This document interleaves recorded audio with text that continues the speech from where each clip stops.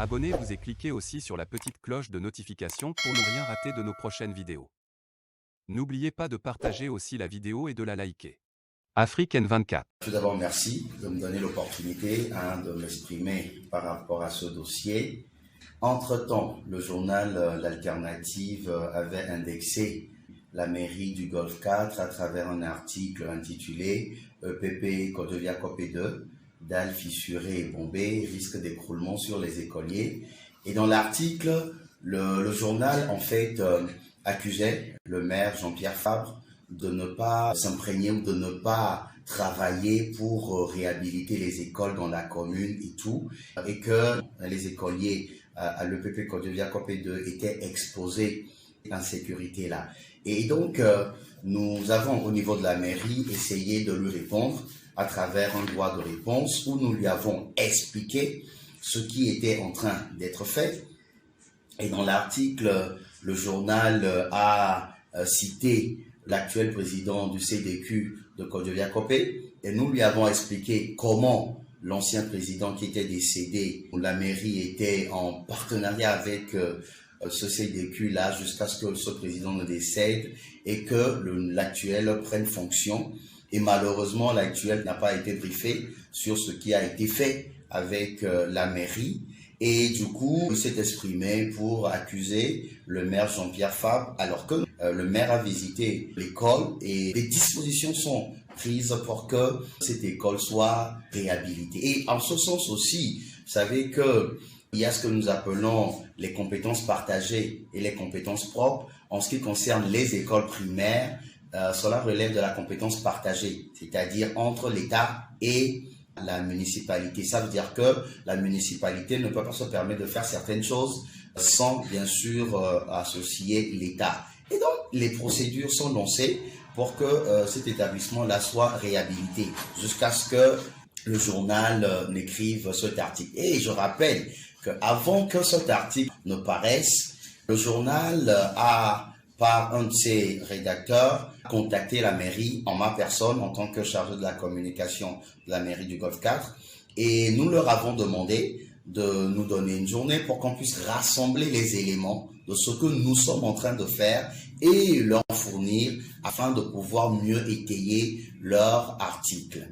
Mais malheureusement, après le coup de fil que le rédacteur m'a fait, nous avons constaté malheureusement que juste après, le lendemain, l'article est sorti sans que le journal ne puisse pas avoir les éléments que nous disposons par rapport à l'EPP Codevia-Copé 2.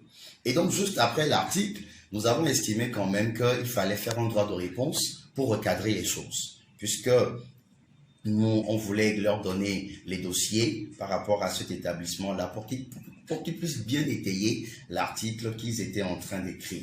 Et notre droit de réponse a été élaboré et écrit, que nous avons envoyé à l'Alternative. Mais d'abord, ils ont reçu le droit de réponse et c'était le 23 mars 2022 que ce droit de réponse a été envoyé au journal L'Alternative, qui a été réceptionné par monsieur Aboflon Joël Kossi. D'accord? Et 3 semaines après, on a constaté que le journal n'avait pas fait paraître le droit de réponse selon les articles, ou bien conformément aux articles 88-90 du Code de la presse de la République togolaise. Et donc, après les 3 semaines, 6 parutions donc, nous avons essayé de relancer le journal L'Alternative à travers une lettre de relance pour exprimer notre désir que ce droit de réponse puisse paraître dans le journal comme le veut les articles 88-90 de notre code de la presse togolaise.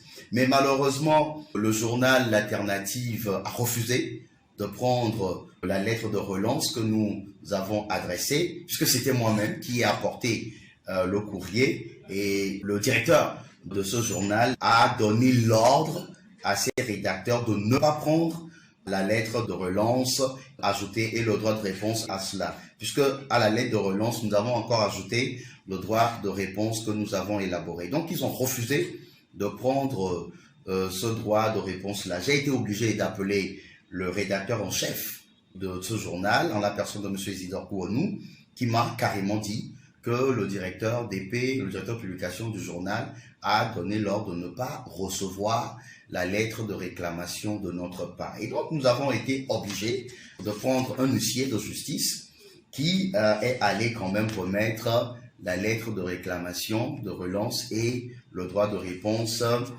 au journal L'Alternative. Et dans la lettre de relance, nous leur avons fait savoir que si ils ne faisaient pas paraître notre droit de réponse, que nous serions obligés de saisir la HAC. Et malgré cela, le journal n'a pas fait paraître le droit de réponse. Et malgré que l'huissier a envoyé la lettre de relance et le droit de réponse, le journal n'a pas fait paraître le droit de réponse. Ce qui nous a obligés à saisir la HAC pour que la HAC puisse se trancher dans cette affaire-là. Et la HAC, haute autorité de l'audiovisuel de la communication, nous a écrit et nous a fait savoir qu'elle allait convoquer le journal en la personne de son directeur de publication et à faire paraître le droit de réponse. Et donc la HAC, après invitation du directeur de publication du journal Alternative, a obligé ce journal à faire paraître le droit de réponse et c'est ce qu'ils ont finalement fait. Et je rappelle que ça a été d'abord vraiment en tout cas triste pour moi en tant que journaliste que le confrère puisse se comporter de la sorte.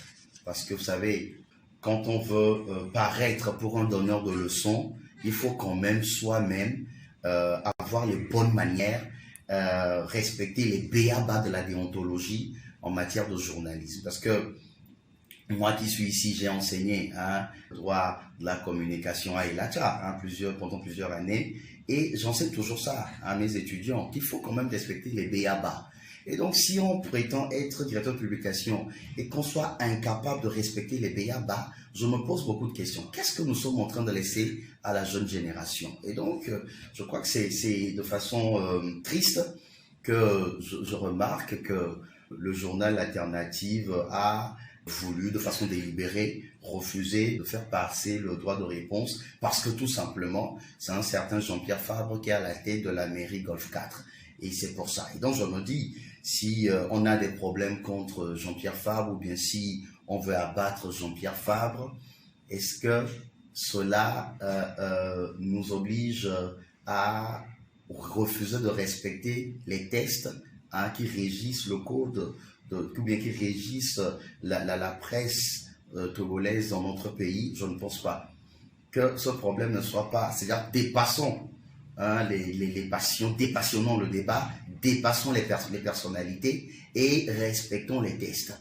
Les tests prévoient, ou bien les tests nous donnent la liberté d'exiger un droit de réponse et je pense qu'on n'avait même pas besoin d'aller au niveau de la HAC avant que le journal ne puisse faire paraître notre droit de réponse.